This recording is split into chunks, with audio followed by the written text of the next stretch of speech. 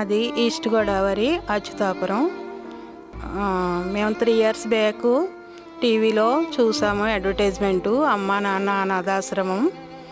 అప్పుడు చూసిన తర్వాత డబ్బులు ఇవ్వాలని చెప్పేసి మేము ఫోన్ నెంబర్కి ఫోన్ చేస్తే, లేదండి మీరు స్వయంగా వచ్చి చూసి అప్పుడు ఇవ్వండి అని చెప్పారు.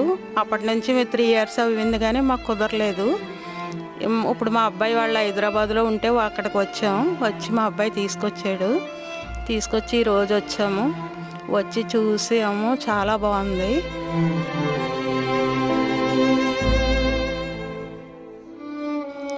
చాలా బాగా చూస్తున్నారు తీసుకొచ్చి అనాథల్ని. చాలా బాగుంది అనిపించింది, నాకు చాలా తృప్తిగా అనిపించింది. ఇక్కడ చేసే సేవా కార్యక్రమం చాలా బాగుంది, చాలా తృప్తిగా అనిపించింది మాకు.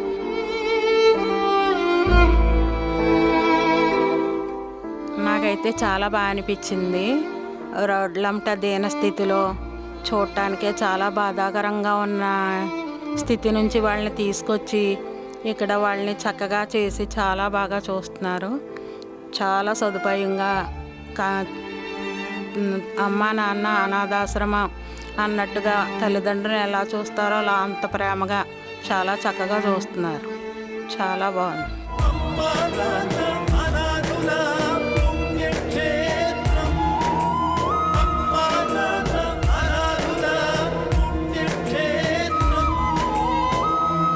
అమ్మా నాన్న అనాథాశ్రమంలోని అభాగ్యుల ఆకలి తీర్చేందుకు మానవతామూర్తుల అన్నదాతల సహాయాన్ని కోరుతున్నాము.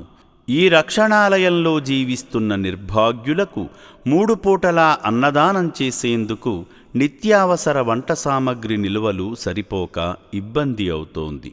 ఈ స్థితిలో ఆకలి తీర్చే మానవతామూర్తుల సాయం కోసం ఈ అభాగ్యులు ఆశగా చూస్తున్నారు. దయగల దాతలారా, వీళ్ళు మీ బిడ్డలే అనుకుని నిత్యావసర వంట సరుకులను అందిస్తే వాళ్ళ ఆకలి తీరడం ద్వారా ఆ పుణ్యమంతా మీకే దక్కుతుంది. సేవాభావంతో మీరిచ్చే కేజీ బియ్యంతో 4 అభాగ్యులు కడుపు నిండా తింటారు.